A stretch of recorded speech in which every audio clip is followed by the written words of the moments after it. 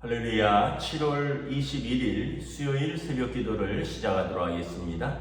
사도신경으로 우리의 신앙을 고백하시겠습니다. 나는 전능하신 아버지 하나님 천지의 창조주를 믿습니다. 나는 그의 유일하신 아들 우리 주 예수 그리스도를 믿습니다. 그는 성령으로 잉태되어 동정녀 마리아에게서 나시고 본디오 빌라도에게 고난을 받아 십자가에 못 박혀 죽으시고 장사된 지 사흘 만에 죽은 자 가운데서 다시 살아나셨으며 하늘에 오르시어 전능하신 아버지 하나님 우편에 앉아 계시다가 거기로부터 살아있는 자와 죽은 자를 심판하러 오십니다.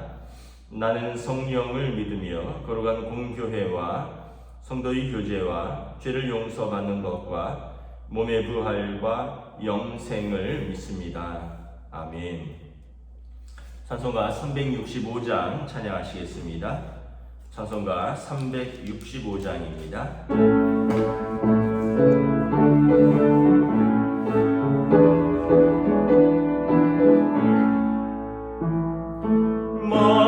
마음속에 근심 있는 사람 주 예수 앞에 슬픈 마음 있을 때라 주 예수께 아뢰라 주 예수 앞에 아뢰어라 주의 친구니 무엇이나 근심하지 말고 주 예수께 아뢰라 눈물 나며 깊은 한숨 쉴 때 주 예수 앞에 아뢰어라 은밀한 죄 내게 있더라도 주 예수께 아뢰라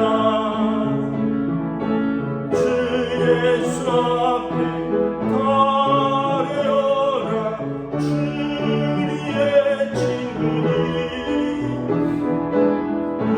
무엇이나 근심하지 말고 주 예수께 아뢰라 괴로움과 두려움 있을 때에 주 예수 앞에 아뢰어라 내일을 염려하지 말고 주 예수께 아뢰라 주 예수 앞에 아뢰어라 주의 친구니 무엇이나 근심하지 말고 주 예수께 아뢰라 죽음 앞에 겁을 내는 자여 주 예수 앞에 아뢰어라 하늘나라 바라보는 자여 주 예수께 아뢰라 주 예수 앞에 아뢰어라 주의 친구니 무엇이나 근심하지 말고 주 예수께 아뢰라. 아멘. 오늘 우리 주신 하나님 말씀은 구약성경 시편 13편입니다. 구약성경 시편 13편 말씀 보도록 하겠습니다.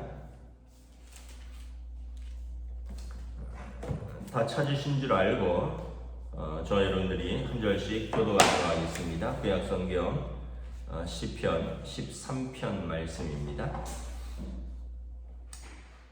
여호와여 어느 때까지니까 나를 영원히 잊으시나이까 주의 얼굴을 나에게 어느 때까지 숨기시겠나이까 나의 영혼이 번민하고 종일토록 마음에 근심하기를 어느 때까지 하오며 내 원수가 나를 치며 자랑하기를 어느 때까지 하리이까 여호와 내 하나님이여 나를 생각하사 응답하시고 나의 눈을 밝히소서. 두렵건대 내가 사망의 잠을 잘까 하오며 두렵건대 나의 원수가 이르기를 내가 그를 이겼다 할까 하오며 내가 흔들릴 때 나의 대적들이 기뻐할까 하나이다. 나는 오직 주의 사랑을 의지하였사오니 나의 마음은 주의 구원을 기뻐하리이다. 내가 여호와를 찬송하리니 이는 주께서 내게 은덕을 베푸심이로다. 아멘. 할렐루야. 오늘도 또 새날이 밝았습니다. 하나님께서 은혜와 평강으로 함께하여 주시기를 축복합니다. 오늘은 수요 예배입니다. 오전에 수요 예배를 또 영상을 올리도록 하겠습니다. 함께 또 우리가 예배드리시고 또 함께 공동체의 기도 시간에 교회를 위해서 또 환우들과 연로하신 성도들을 위해서 또 이 나라와 이 민족을 위해서 함께 기도하는 시간을 갖도록 하겠습니다. 여러분 같이 예배와 또 기도의 자리에 동참해 주시면 감사하겠습니다. 참고로 요즘 유튜브가 영상 올리는데 생각보다 시간이 많이 지체되고 있습니다. 아마 추측컨대 이유가 지금 코로나19 장기화로 인해서 한국의 대부분의 교회들이 이제 영상으로 새벽 기도를 올리고 수요 예배를 올리는 것 같습니다. 또 한국뿐만 아니라 전 세계 교회가 다 그렇지 않을까요? 지금 비대면으로 전환되고 코로나19로 맞이해서 우리 교회도 새벽 기도부터 해서 모든 예배를 영상으로 제작하듯이 아마 전 세계 교회들이 영상으로 예배를 또 제작하고 올리는 과정에 있는 것 같습니다. 그래서 여러분 원래 예정했던 시간보다 조금 늦게 올라오더라도 너무 또 이렇게 조바심 내지 마시고 반드시 영상은 올라온다. 만약에 영상이 올라오지 않으면 제가 또 어떤 공지를 하도록 하겠습니다. 그러니까 여러분 편안한 마음으로 새벽 기도도 그렇고 수요 예배도 그렇고 영상을 기다리시면 될 것 같습니다. 오늘 말씀은 다윗의 노래죠. 오늘 부제를 보면 다윗의 시, 인도자를 따라 부르는 노래 이렇게 되어 있습니다. 다윗의 탄원시이죠. 1절에 보면 여호와여 어느 때까지니까 나를 영원히 잊으시나이까 주의 얼굴을 나에게 어느 때까지 숨기시나이까. 이 내용을 미루어 보면 다윗이 젊은 시절에 사울에게 쫓기어서 유대 온 땅을 도망 다닐 때 지은 시로 추정이 됩니다. 아마도 한두 해 쫓겨다닌 게 아니죠. 무려 20년 이상을 쫓겨다니면서 얼마나 지쳤겠습니까? 지금과는 다르지만 지금은 이렇게 어떤 범죄자가 도망 다니면 이렇게 위치 추적도 되고 또 차도 있고 또 전화도 있고 해서 이제 찾는 것이 그렇게 오래 걸리지 않지만 예전에는 그냥 일일이 눈으로 확인해야 되고 발로 가서 잡아야 되는 시절이니까 아마 좀 다윗 왕을 찾기가 쉽지 않았을 것입니다. 그럼에도 불구하고 유대 땅이 그렇게 넓지 않습니다. 제가 다녀와 본 기억에 의하면 그냥 서울에서 대전 정도까지밖에 될 것 같지 않습니다. 그러니까 여기를 온 땅을 도망 다니다가 나중에 보면 이웃인 블레셋 땅까지 도망갑니다. 이웃 나라로 도망가니까 이웃 나라에서 예전에 골리앗을 물리쳤던 장수니까 다윗을 의심스러운 눈초리로 볼까봐 다윗이 미친 척하고 도망 다녔습니다. 침을 질질 흘리면서 제정신이 아닌 것처럼 머리를 풀어 헤치고, 그러니까 그런 세월 속에서 얼마나 다윗이 힘들었을까 생각을 해봅니다. 우리가 힘든 것도 힘든 것이지만 어떤 힘든 상황과 문제보다도 더 힘든 건 뭐냐 하면 하나님이 나를 버리신 것은 아닐까? 하나님 부재의 상황이 더 힘들죠. 예를 들면 여러분 어떤 집이나 아니면 어떤 회사에서 힘든 일이 생기고 힘든 문제가 생긴 것도 더 힘들지만 믿었던 가족들이나 믿었던 동료들이, 회사 동료들이 전혀 도와주지 않을 때, 또는 더 나아가서 그것 봐라 쌤통이다 하면서 조롱을 하거나 무시할 때, 그러면 이 문제보다도 더 상황이 마음이 아프죠. 이제 하나님을 섬기는 다윗 왕에게 있어서 사람들이 돌아서고 환경이 어려운 것은 이해를 하는데, 다윗에게 제일 힘들었던 것은 하나님 부재의 상황 같은, 하나님이 나를 버리신 것은 아닐까 하는 그런 상황이 가장 힘들었던 것으로 보입니다. 그래서 1절에 보면 여호와여 어느 때까지니까 나를 영원히 잊으시나이까? 주의 얼굴을 나에게 어느 때까지 숨기시겠나이까? 문제도 문제고 사울에게 쫓기는 것도 쫓기는 것이지만 혹시 하나님 나를 잊으신 것은 아닙니까? 하나님 나에게서 은혜의 얼굴을 감추시는 것은 아닙니까? 이 여호와 부재의 상황에 대해서 다윗이 더 염려하는 것이죠. 왜냐하면 하나님은 신실하신 하나님인데, 자기 백성에게 은혜의 얼굴을 향하시는 하나님인데, 하나님께서는 자기를 향하여 부르짖는 자들을 찾으시는 하나님이신데, 하나님은 가난한 자, 눌린 자들의 하나님이신데, 자기가 이렇게 고통당하고 눌리고 어려운데 하나님 왜 나를 돕지 않으십니까? 라는 그런 어떤 두려움 속에서 하나님께 호소하는 시인 것입니다. 그런데 여러분, 믿음의 조상들이 놀랍게도 보면 다 이런 과정을 거쳤습니다. 어떤 영성적으로 보면 영혼의 어두운 밤이라고 그러는데, 이런 하나님 부재의 상황, 영혼의 어두운 밤을 거쳐서 하나님을 깊이 만나는 시간들을 가지는 것입니다. 예를 들면 아브라함을 보십시오. 아브라함이 하나님께서 내게 본토 친척 아비집을 떠나 내가 내게 지시할 땅으로 가라. 내가 내게 복을 주겠다. 내 자녀들이, 내 자손들이 하늘의 별처럼 창대하리라. 아브라함이 용기를 내서 진짜 갈대아 땅, 그 갈대아 우르는 그 당시에 보면 가장 최고의 문명 도시였습니다.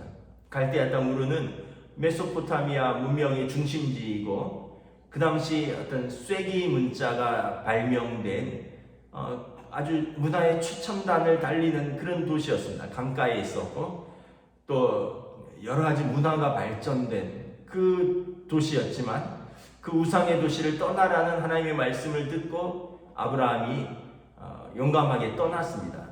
떠났는데 그 결과는 무엇인가요? 가나안 땅에 도착했더니 당장 기근이 들었어요. 아니, 하나님이 가라고, 하나님이 부르시고는 복 주신다 그랬는데 기껏 왔더니 기근이 든 거예요. 그래서 어쩔 수 없이 애굽으로 피했더니 거기서는 또 예쁜 아내를 노리는 이방 왕이 기다리고 있습니다. 그래서 아브라함이 또 거기서 거짓말을 할 수밖에 없었습니다. 아내를 누이라고 속이다가 아내를 또 뺏길 뻔하고, 다시 돌아왔는데 아들이 안 생기는 거예요. 75세의 부르심을 받았는데 하나님이 내 자녀를 창대케 하리라 그랬는데, 아니 땅 한 평은 고사하고 그 나이가 되도록 아이가 생기지 않는 거죠. 점점 조바심이 나는 거죠. 그런 과정 속에서 하갈을 취하기도 하고 또 여러 번 땅을 떠나기도 하고, 그러면서 아브라함도 아마 이런 기도를 드렸을 거예요. 여호와여 어느 때까지니까? 아들을 주신다 그랬는데 도대체 어느 때까지니까? 아브라함이 이 기도가 끝난 것은 언제일까요? 그로부터 25년 뒤에 이삭을 아들로 얻고, 더 나아가서 그 이삭을 모리아산에서 하나님께 온전히 드릴 수 있는 그때가 되어서야 비로소 아브라함은 하나님의 모든 인도하심과 하나님의 모든 과정을 이해하고 더 이상 이제 이런 기도를 드리지 않고 하나님 앞에서 완전히 받아들였을 것입니다. 이삭도 마찬가지입니다. 이삭도 아브라함이 그렇게 귀하게 낳은 아들이잖아요. 그렇다면 약속의 아들인데 약속의 아들이 가는 곳마다 쫓겨다닙니다. 아버지 아브라함이 팠던 우물을 이삭이 파면 블레셋 사람들이 와서 메워버립니다. 그래서 이삭은 가는 곳곳마다 방해하는 사람들이 있어요. 그 당시는 이 우물이 있어야지 살 수가 있습니다. 물이 있어야 터전을 잡을 수가 있죠. 물이 있어야 뭐 밥도 지어 먹고 물도 마시고 농사도 지을 거 아닙니까? 근데 이삭은 가는 곳마다 우물이 나왔어요. 그런데 가는 곳마다 방해하는 사람들이 따라다녔습니다. 무려 5번이나 우물을 메웠어요. 그래서 쫓겨가서 정착한 곳이 어디입니까? 브에일세바죠. 헤브론 쪽에 있는 브에일세바. 그곳에 가서 비로소 정착을 하였습니다. 아마 이삭도 여러분 우리가 한두 번 쫓겨다니고 한두 번 누가 내 사업을 방해하고 한두 번 누가 내 집을 망가뜨리면 그것도 참는 거지 5번씩이나 그러면 어찌 참을 수 있겠습니까? 정말 하나님이 나를 사랑하시는 것일까? 정말 하나님께서 나를 인도하시는 것일까? 하나님 어느 때까지니까 내가 어느 때까지 내가 우물을 파면 나의 대적이 우물을 메우고 어느 때까지 내가 우물을 파면 그 대적이 나의 우물을 빼앗고 어느 때까지 내가 도망다니고 어느 때까지 이렇게 회방을 받아야 합니까? 이삭이 브엘세바에 와서 비로소 깨닫습니다. 이 넓은 땅을 하나님이 내게 주시려고 그랬구나. 그리고 브엘세바에 이제 정착을 하죠. 그 땅은 이미 그의 아버지 아브라함이 마므레 상술의 숲을에서 묘지를 샀던 땅과 인접한 땅입니다. 브엘세바는 나중에 이제 헤브론과 인접하고 이곳이 유다의 중심지가 되는 것입니다. 뭐 야곱도 그렇고요. 야곱도 아버지와 형을 떠나서 오늘 호세아서에서도 야곱의 이야기가 나오는데 아버지와 형을 피해서 바담 아람으로 외삼촌 집으로 도망갈 때만 하더라도 금방 돌아오겠습니다. 하나님 어머니 금방 돌아올게요. 이러고 가서 몇 년이 지났을까요? 20년이 됐습니다. 두 아내를 얻기까지 14년, 7년씩 14년 그리고 가족들을 얻었으니 또 재산이 있어야 되잖아요. 양떼를 얻기까지 6년 총 외삼촌 라반의 집에서 20년을 거의 종살이 하듯이 일했습니다. 외삼촌이 자기를 속인 거죠. 나중에 보면 외삼촌 라반과 야곱이 뭐 담판 같은 것을 합니다. 내가 20년을 섬겼거늘 외삼촌은 나에게 10번이나 삭슬을 속였습니다. 아마 야곱도 베델에서 하나님을 만났잖아요. 바담 아람으로 도망가는 그 길에서 야곱은 베델에서 하나님을 만났습니다. 하늘에 보좌가 있고 사닥다리가 있는데 천사들이 오르락 내리락 하는데 그 기어코 그 사닥다리를 기어 올라가서 천사들을 이기고 하나님을 만나서 하나님과 언약을 맺지 않습니까? 그래서 베들레헴 이곳이 베델 이것이 하나님의 집입니다. 그랬는데 외삼촌 라반의 집에서 20년 동안을 속으면서 또 자기도 속이면서 사는 거죠. 야곱도 아마 그랬을 겁니다. 도대체 어느 때까지 내가 이 일을 해야 됩니까? 내가 어느 때까지 외삼촌에게 임금을 10번이나 삭슬 속이는데 내가 어느 때까지 일해야 됩니까? 그러면서 20년이 지난 것이죠. 야곱이 언제 이 기도가 끝나죠? 창세기 32장에 보면 약복 강가에서 하나님과 씨름하면서 끝납니다. 더 이상 사람과 씨름하지 말고 하나님과 씨름해라. 환도뼈가 부러지기까지 하나님과 씨름하면서 브니엘 새롭게 하나님의 얼굴을 그곳에서 바라보는 거죠.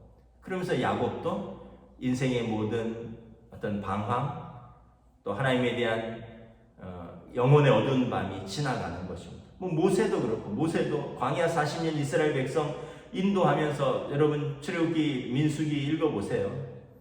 하나님 내가 이 백성을 낳았습니까? 왜 나에게 이 백성을 맡겨주셔서 이렇게 나를 힘들게 합니까? 내가 어느 때까지 이 백성 데리고 광야길을 가야 됩니까? 모세도 정말 도망가고 싶었을 것입니다. 그러니까 우리의 인생이 다 그렇습니다. 뭐 어떤 상황이 좀 다르고 어떤 케이스가 좀 다르다 뿐이지 우리도 다 비슷할 겁니다. 우리는 그래도 믿음의 조상들보다는 한결 수월하죠. 여러분들도 그렇지 않나요? 뭐 언제까지 내가 이 식구들하고 씨름해야 됩니까? 언제까지 내가 이 일하면서 하루하루 버티면서 내가 살아야 됩니까? 하나님 언제까지 내가 나에게 있는 뭐 혹시 병이 있다면 내가 이 질병을 갖고 씨름하면서 살아야 됩니까? 바울 사도도 그러잖아요. 하나님 나에게 이 가시가 있는데 이거 가시 좀 없애주십시오. 간절하게 기도했다 그랬잖아요. 3번이나 간곡하게 기도했는데 하나님께서 나로 하여금 자고하지 못하게, 교만하지 못하게 하려고 이 가시를 그냥 내두었다. 그러면서 하나님께서 내 은혜가 내게 족하다. 또 바울 사도도 그러면서 받아들이게 되는 거죠. 그러니까 여러분, 경건한 성도는 경건하기 때문에 고난 때문에 슬픈 게 아니라 고난 속에서 하나님이 함께하지 않을 것 같을 때 그때가 슬픈 것입니다. 처절한 거고 그래서 기도가 더 간절해지는 것이죠. 2절에 보면 나의 영혼이 번민하고 종일토록 마음에 근심하는데 어느 때까지 하오리까? 나의 원수가 나를 치며 자랑하기를 어느 때까지 하리까? 여호와 하나님이여 내 나를 생각하사 응답하시고 나의 눈을 밝히소서. 두렵건대 내가 사망의 잠을 잘까 하오니. 그러니까 내가 죽을 것 같아라는 거죠. 이제 더 이상 내 눈이 빛도 발하지 않고 희망이 없다는 거죠. 사람이 희망이 없으면 눈이 그냥 반짝반짝하던 눈이 어두워지잖아요. 고난이 있어도 어려움이 있어도 소망이 있으면 꿈이 있으면 눈이 반짝반짝하는데 바울 사도는 지금 다윗 왕은 지금 내 눈이 침침해졌다는 거예요. 나의 눈을 밝혀주시옵소서. 두렵건대 내가 사망의 잠을 잘까 하오니. 다 포기하고 죽고 싶다는 것입니다. 특별히 보면 그 와중에서 다윗 왕이 호소하는 것은 뭐냐면 4절에 두렵건대 나의 원수가 이르기를 내가 그를 이겼다 할까 하오며 내가 흔들릴 때마다 나의 대적들이 기뻐할까 하나이다. 그러니까 다윗 왕이 자기를 쫓는 원수가 다윗 왕을 이겼다고 자랑하는 것이 단순히 다윗 왕을 이긴 것을 자랑하는 것이 아니라 너가 함께하는 하나님을 내가 이겼다라고 그들이 기뻐하고 조롱할까봐 더 두려운 것입니다.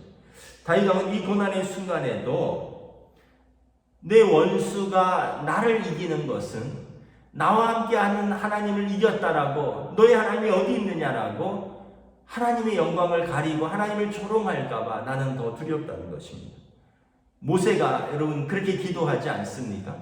이스라엘 백성이 금송아지 사건으로 인하여 하나님의 진노 가운데 진멸하려고 할 때 그때 모세가 하나님 이 백성을 진멸하시면 이방 사람들이 하나님의 대적들이 이스라엘의 하나님이 기껏 애굽에서 그 백성을 인도하여 광야에서 이 시내산에서 그들을 진멸시켰도다 조롱할까 하나이다. 하나님 그러시면 안 되지 않습니까? 한 번만 용서해 주십시오. 이스라엘이 죽는 것보다도 하나님의 영광을 가리우고 하나님을 조롱하고 하나님이 없다 하는 이방 사람들의 그 조롱, 그 비난, 하나님의 영광을 위하여 하나님 내 백성을, 이 백성을 용서하여 주십시오. 지금 다윗 왕도 이런 기도인 거예요.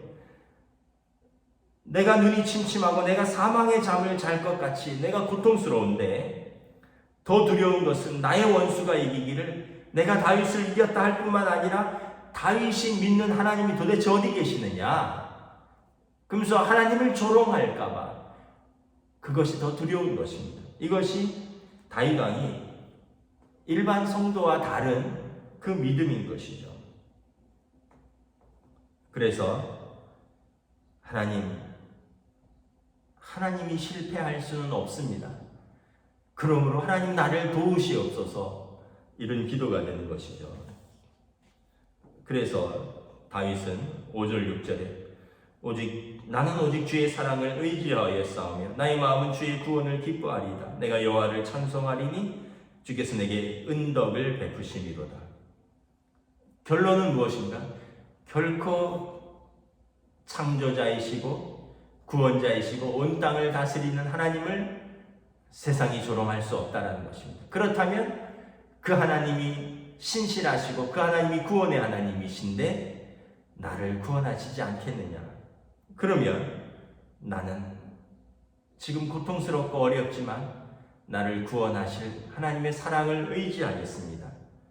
나는 나를 결국은 구원하실 주의 구원을 기뻐하겠습니다. 그리고 내게 은혜 베푸실 나의 하나님을 나는 찬송하겠습니다. 짧은 시편 1절부터 6절인데요. 1, 2, 3, 4절은 막 죽겠다 그러는 거죠. 어느 때까지 하며 나 정말 내가 사망에 이르겠습니다. 내 눈을 밝히소서 하다가 마지막은 하나님의 신실하신 성품을 생각하니 하나님은 결코 나를 버리시지 않을 것을 믿습니다. 그래서 하나님은 내게 은혜 베푸실 걸 믿기 때문에 나는 하나님을 찬양하겠습니다. 주의 사랑을 의지하겠습니다. 주의 구원을 기뻐하겠습니다. 이것이 다윗의 믿음의 기도요 믿음의 시편인 것입니다. 여러분 고난 속에서 어떻게 기도를 마무리하십니까? 신실하신 하나님을 믿으시기를 축복합니다. 모든 상황을 이기시고 모든 고난을 이기시고 무엇보다 당신의 사랑하는 자녀를 잊지 않으시는 신실하신 하나님을 믿고 여러분 하나님을 찬양하고 고난 속에서 하나님의 사랑을 의지하고 고난 속에서 하나님의 구원을 기뻐하며 하나님의 은혜를 찬송할 수 있는 저와 여러분 되시기를 그리고 믿음으로 승리하시기를 주님의 이름으로 축복합니다. 아멘. 기도하겠습니다. 하나님의 은혜를 감사합니다. 오늘 사울 왕의 쫓김을 받으며 모든 사람이 나를 버린 것 같고 내 인생은 더 이상 소망이 없는 것 같고 무엇보다 다윗 왕에게 슬픈 것은 사람들이 버린 것보다 사울 왕이 내 목숨을 쫓는 것보다 하나님이 나와 함께 하시지 않는 것 같은데 하나님께서 내게 얼굴을 돌리신 것 같은데 여호와 부재의 상황 영혼의 어두운 밤이 길어짐에 따라 이것이 그에게 고통스럽습니다. 그러나 다윗 왕은 믿었습니다. 신실하신 하나님 결코 하나님의 성품상 하나님의 자녀를 버려두시지 아니하신다. 하나님은 결코 하나님의 대적으로부터 조롱받으실 하나님이 아니시다. 그러므로 하나님은 나를 건지실 것이고 하나님은 나의 기도를 들으실 것이다. 그러므로 나는 하나님의 사랑을 의지하고 하나님의 구원을 기뻐하며 하나님의 은혜를 기다리며 하나님을 찬송할 것이다. 그러므로 다윗은 이러한 고백 속에서 하나님을 깊이 만나고 결국 그의 인생은 하나님 앞에서 살아가는 인생이 된 것을 바라봅니다. 오늘 우리의 삶 속에서도 이러한 믿음이 있기를 원합니다. 영혼의 어두운 밤과 같은 어두운 시절들이 있다 할지라도 반드시 지나갈 것이요 하나님께서 하나님의 백성을 동행하실 것이고 그 손을 잡아주시며 일으키시며 함께 하실 것입니다. 히브리서 기자의 말처럼 여호와께서 나를 버리지 아니하시며 떠나지 아니하시리니 사람이 내게 어찌하겠느냐 나는 두려워하지 않겠노라. 이 말씀처럼 오늘도 때를 따라 돕는 은혜를 주시는 하나님 앞에 우리가 주님의 예수 그리스도의 이름으로 담대히 은혜의 보좌 앞으로 나아가는 믿음의 하루로 인도하여 주시옵소서. 감사를 드리오며 우리 주 예수 그리스도의 이름으로 기도드리옵나이다. 아멘. 하늘에 계신 우리 아버지의 이름을 거룩하게 하시며 아버지의 나라가 오게 하시며 아버지의 뜻이 하늘에서와 같이 땅에서도 이루어지게 하소서. 오늘 우리에게 일용할 양식을 주시고 우리가 우리에게 잘못한 사람을 용서하여 준 것 같이 우리 죄를 용서하여 주시고 우리를 시험에 빠지지 않게 하시고 악에서 구하소서. 나라와 권능과 영광이 영원히 아버지의 것입니다. 아멘.